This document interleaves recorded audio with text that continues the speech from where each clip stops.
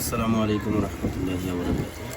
আজকে প্রায় 3-4 দিন পরে আজকে আবার ভিডিওতে আসলাম। আজকে মোবাইল হচ্ছে ওয়ালটনের প্রিমিও,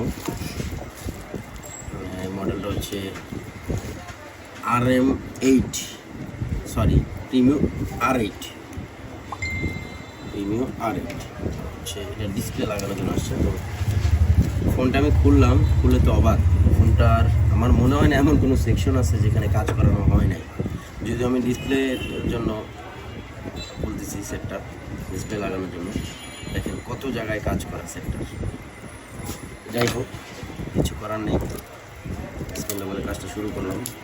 ডিসপ্লেটা আনানো হয়েছে, ডিসপ্লেটা খুলে নিব। ডিসপ্লে খোলার আসলে এই যে আমরা যে ফোনে প্রোটেক্টর লাগাই, ওই প্রোটেক্টরের পিছনে একটা কার্ড থাকে। অনেকে এক্সেল পেপার দিয়ে কাজ করে। তো আমাদের দোকানে যেহেতু প্রোটেক্টর আছে, আমরা অনেক প্রোটেক্টর সেল করি। তো ওইখানে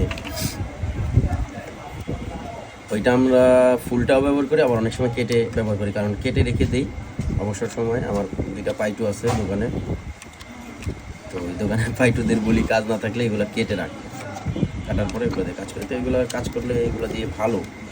আমি কয়েক বছর যাবত এভাবেই কাজ করতেছি। তারপর একটু ভাঙা ডিসপ্লে একটু লিকুইড নিয়ে সুন্দরভাবে করি। অবশ্যই এই ফোনটার যে অবস্থা, এখানে খুবই ক্ষতিকর অবস্থা, আসলে রিস্কের ব্যাপার। তারপর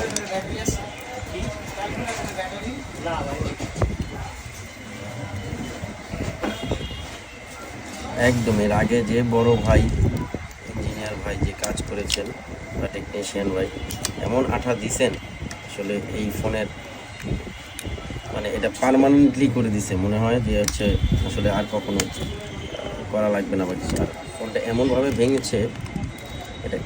ভেঙেছে, যে আসলে সাইডে একটু সাবধানতা অবলম্বন না করলে পুরো হাতটা কেটে দিতে পারে। সাবধানে কাজ করা উচিত সবারই। হ্যাঁ, একটা অবস্থা এখানে।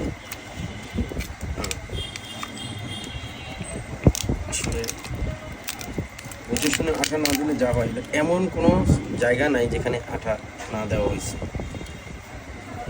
ব্যাপার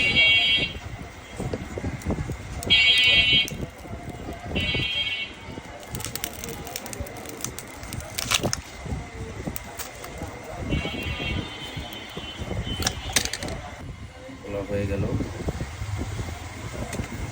সুন্দর করে পরিষ্কার করে নিতে হবে, কারণ গ্লাসের টুকরাগুলো